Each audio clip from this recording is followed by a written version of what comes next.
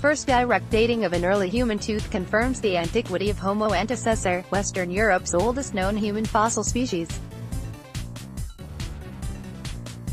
Copyright Mathieu Duval A. Previous find from the Unit TD6 of Atapuerca Gran Dolina archaeological site in northern Spain has yielded more information about our early human lineage.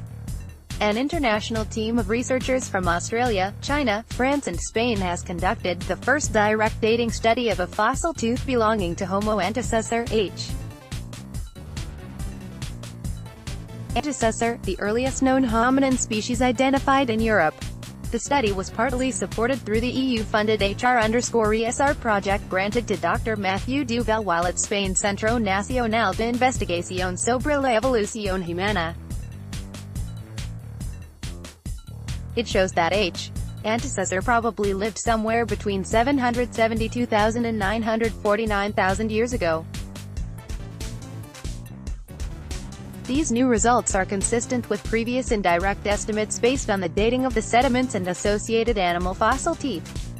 This early human species might also be the last common ancestor of Homo neanderthalensis and Homo sapiens, or very close to the point where these modern and archaic lineages are believed to have diverged 550 to 765,000 years ago. The team explained their findings in a recent paper led by Dr. Duval from the Australian Research Centre for Human Evolution at Griffith University, Australia, and published in the journal Quaternary Geochronology. The Atapuerca cave system is one of the richest sites in early human fossils and stone tools in the world. Gran Dolina TD6, the site in Atapuerca where the tooth comes from, has yielded about 160 human fossils since the 1990s, all believed to belong to one species, H. antecessor. The fossil tooth's great age ruled out carbon dating as a means of determining its age. Instead, the researchers adopted a cutting-edge approach used recently on much younger human teeth. The approach combined two methods, electron spin resonance (ESR) and uranium series (U-series) dating.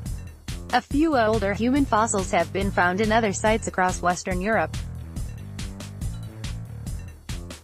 However, unlike the TD6 specimens, they couldn't be attributed to a given fossil human species.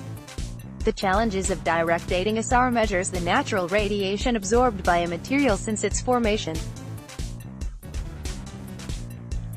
Before applying this method, the researchers used U-series dating to ensure that the tooth's uranium concentrations were homogeneous overall and there was no uranium leaching from the dental tissues.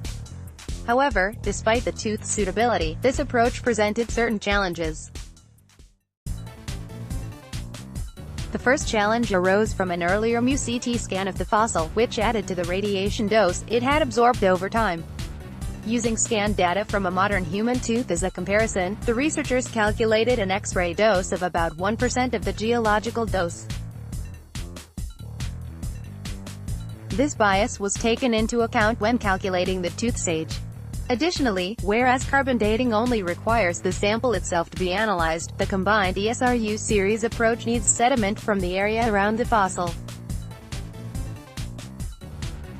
But when the fossil was found in 2004, no such material had been collected.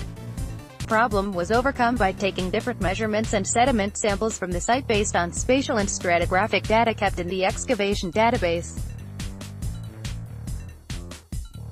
The researchers' analyses also yielded an unexpectedly high concentration of uranium in the enamel layer of the tooth.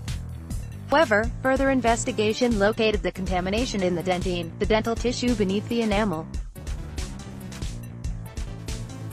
Since dentine is more than 10 times less sensitive to radiation than enamel and its uranium concentrations are usually much higher, this would have led to a significant underestimation of the fossil's age if it hadn't been identified.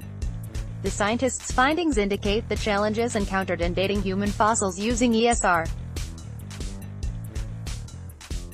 Taking these difficulties into consideration will help future studies to improve their direct dating analyses of hominin fossils. Now closed, HR_ESR, developing high-resolution electron spin resonance (ESR) dating of fossil teeth. Contribution to the chronology of early hominid occupations in the Mediterranean area, has helped to improve our knowledge of the first hominid settlements in the Mediterranean. For more information, please see Cortes Project webpage. Source, based on project information and media reports.